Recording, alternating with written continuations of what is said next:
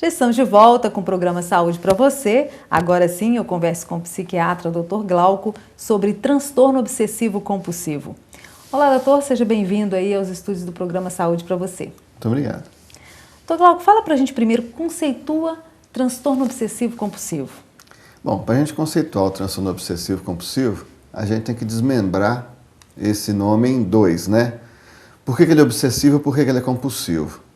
Então, ele é obsessivo porque tem sempre um pensamento que é obsessivo, que é repetitivo, e ele está presente durante muito tempo, ele é forte. Só que a pessoa não quer ter aquele pensamento. Aquele pensamento não condiz com a cultura dele. Mas mesmo assim esse pensamento volta, por isso que ele é obsessivo. E a gente chama então de pensamento egodistônico, porque é um pensamento que a pessoa não quer ter, não deseja ter, mas ele vem, isso não depende da vontade e ele não consegue ter controle. E é compulsivo porque muitas vezes esse pensamento leva a um comportamento compulsivo. Por exemplo, toques na madeira, ritmados várias vezes, né? Diferente daquela coisa da pessoa supersticiosa, né? Que quando fala alguma coisa dá 3 toquinhos na madeira e pronto, acabou. No transtorno obsessivo compulsivo isso é recorrente e esse comportamento compulsivo ele tem a intenção de aliviar um pensamento que é esse pensamento obsessivo que eu falei. Então ele tem esses dois comportamentos, dois componentes. Um pensamento que ele não quer ter e ele vem e que gera muita ansiedade e para ficar livre dessa ansiedade ele tem um comportamento que se repete e é muito chato e ele não gosta disso. Agora, doutor Glauco, é muito comum? É comum. Um paciente com transtorno obsessivo compulsivo muitas vezes não é diagnosticado porque o paciente não relata o que ele tem. Existem estudos que falam que um paciente com transtorno obsessivo compulsivo ele pode demorar até 8 anos para procurar o médico. A média é 2 anos, desde o aparecimento do sintoma até que o paciente procure. Então, ele é comum, mas ele pode ser muito mais comum ainda do que a gente imagina, porque algumas vezes ele é subdiagnosticado ou nem é diagnosticado. Mas ele é bastante frequente, homem, mulheres, né?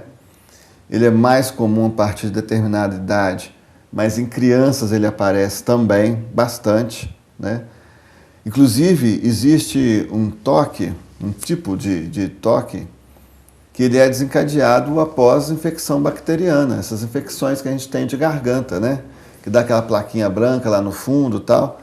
É raro, mas pode acontecer que uma criança, depois de desenvolver isso, comece com movimentos involuntários do corpo, movimentos de ampla amplitude, e aí logo em seguida ele desenvolve esses pensamentos obsessivos compulsivos. Então é bastante frequente, dá em qualquer idade, e ele é menos diagnosticado assim, do que tanto mesmo de gente que existe com esse quadro. Agora, Glauco, por que as pessoas têm isso? Quais seriam as causas? Bom, esse daí é um quadro psiquiátrico bem conhecido, né, com as causas bem determinadas. É uma alteração numa área do cérebro chamado núcleo da base.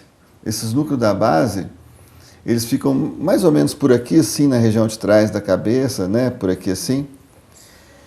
E determinadas modalidades de tratamento até incluem cirurgias, né, neurológicas que são feitas nesse ponto. Então, é uma alteração que ocorre aí. Agora, por que a gente tem essa alteração, né? É de base genética. Então, quando a gente investiga a história de um paciente que tem o toque, a gente vai acabar encontrando outros familiares que têm o toque também. Tá. Agora, doutor Glauco, quais os sintomas? Quando é que uma pessoa tem que se preocupar com o toque? É quando o toque começa a interferir na vida, né? Começa a causar sofrimento. Mas não é só causar sofrimento, porque outro dia eu atendi uma paciente que ela foi lá no consultório, mas a queixa dela não era toque, era um quadro de ansiedade, mas ela tinha um toque, só que ela não se sentia incomodada com o toque. Mas ela gastava muitas horas lavando panelas, limpando a casa, né? Então, embora isso não seja uma queixa dela, acabou surgindo durante a consulta esse fator, né? Que ela se atrasava frequentemente e que ela gastava muito tempo limpando as vasilhas, né? Ela usava um detergente, depois outro tipo de detergente diferente, depois mais um outro tipo de detergente, limpava tudo muito bem, ficava extremamente limpo e ela deixava lá e depois voltava para limpar de novo. Estava secando a vasilha ainda, né? Ela ia para o quarto e falou, não, que ele não está bem limpo. E limpava outra vez. E ela não reconhecia isso como um transtorno, né? Quer dizer, então assim, não causava para ela sofrimento, mas causava uma alteração na vida dela. E existem aí então uma sintomatologia muito farta, né? Sobre o toque. Então, por exemplo, pessoas têm medo de faca, né? Por que tem medo de faca? Porque vem aquela imagem, aquele pensamento que a pessoa vai pegar a faca e vai fincar em alguém que está por perto. Então, essas pessoas até evitam a faca. Ou começa a vir um pensamento, não vou fincar a faca no meu filho. Então, o paciente não pega em faca quando a criança está em casa, esconde as facas, né? Existe a sintomatologia muito comum também da verificação. Verificar várias vezes se a janela está fechada. Então, a pessoa tem certeza, já foi lá mais de 10 vezes ver a janela, se ela está fechada mesmo, mas ela vai voltar a 11ª. E o ritual de verificar, eu verifico primeiro a janela da sala, depois a janela do quarto, a porta da sala, a porta da cozinha, vai verificando, né, dentro de uma sequência que ele tem que seguir, e, por fim, fechar o gás. Então, isso também é um tipo de toque. Então, eles podem ser uma coisa leve, com pensamento mais... que incomoda mais, né? Os pensamentos incomodam mais e ele não tem tanto comportamento compulsivo. Ou a pessoa pode ter só o comportamento compulsivo quase sem o pensamento obsessivo. Por exemplo, pessoas que xingam. Né? Xingam. Às vezes xingam muito baixinho, mas tem que xingar.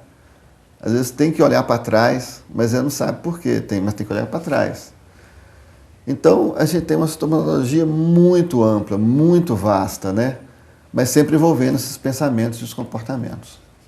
Ok, nós vamos para um pequeno intervalo. Saúde para você, volta já.